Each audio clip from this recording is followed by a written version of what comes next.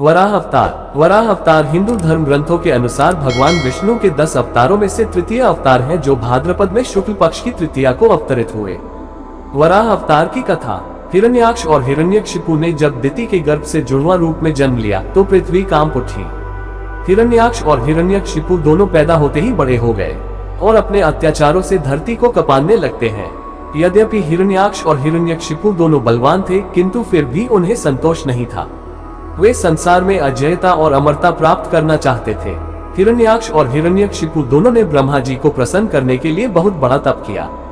उनके तप से ब्रह्मा जी प्रसन्न हुए। ब्रह्मा जी से अजयता और अमरता का वरदान पाकर हिरण्याक्ष उद्दंड और स्वेच्छाचारी बन गया। वह तीनों लोकों में अपने को सर्वश्रेष्ठ मानने लगा। हिरण्याक्ष ने गर्वित होकर तीनों लोकों को जीतने का विचार किया। वह हाथ में गदा लेकर इंद्रलोक में जा पहुंचा। देवताओं को जब उसके पहुंचने की खबर मिली तो वे भयभीत होकर इंद्रलोक से भाग गए। देखते ही देखते समस्त इंद्रलोक पर हिरण्याक्ष का अधिकार स्थापित हो गया। जब इंद्रलोक में युद्ध करने के लिए कोई नहीं मिला तो हिरण्याक्ष वरुण की राजधानी विभावरी नगरी में जा पहुंचा। वरुण ने बड़े शांत भाव से कहा, तुम महान योद्धा और शूरवीर हो, तुमसे युद्ध करने के लिए मेरे पास शौर्य कहाँ। तीनों लोकों में भगवान विष्णु को छोड़कर कोई भी ऐसा नहीं है जो तुमसे युद्ध कर सके, अतः उन्हीं के पास जाओ, वे ही तुम्हारी युद्ध पिपासा शांत करेंगे। वरुण का कथन सुनकर हिरण्याक्ष भगवान विष्णु की खोज में समुद्र के नीचे रसातल में जा पहुंचा। रसातल में पहुंचकर उसने एक विस्मयजनक दृश्य देखा। उसने देखा एक वराह अपने दांतों के ऊपर धरती को उठाए हुए चला जा रहा है। हिरण्याक्ष वराह को लक्ष्य करके बोल उठा, तुम अवश्य ही भगवान विष्णु हो। धरती को रसातल से कहां लिए जा रहे हो? ये धरती तो दैत्यों के उपभोग की वस्तु है, इसे रख दो। तुम अनेक बार देवताओं के कल्याण के लिए दैत्यों को छल चुके हो, आज तुम मुझे छल नहीं सकोगे। फिर भी भगवान विष्णु शांत ही रहे।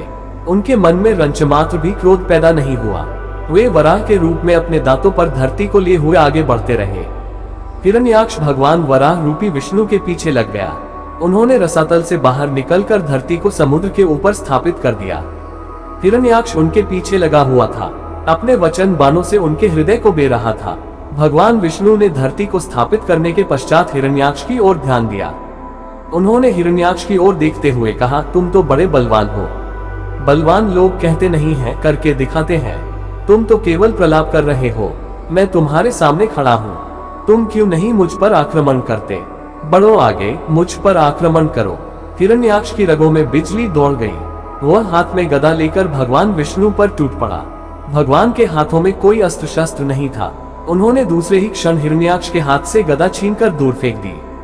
हिरण्याक्ष क्रोध से उन्मत्त हो उठा। वह हाथ में त्रिशूल लेकर भगवान विष्णु की ओर झपटा। भगवान विष्णु ने शीघ्र ही सुदर्शन का आह्वान किया। चक्र उनके हाथों में आ गया। उन्होंने अपने चक्र से हिरण्याक्ष के टुकड़े टुकड़े कर दिए। भगवान विष्णु के हाथों मारे जाने के कारण हिरण्याक्ष बैकुंठ लोक में चला गया।